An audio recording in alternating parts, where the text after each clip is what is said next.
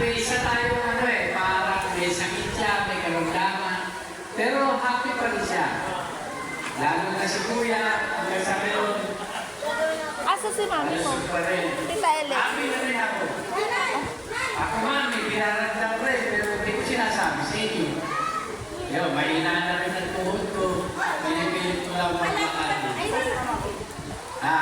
Pero pag pinilit ko ako, sasabihin ko rin. Pasaway na aking gusto, kapatid. Pero mahal ko kayo. Mahal ko kayo lahat.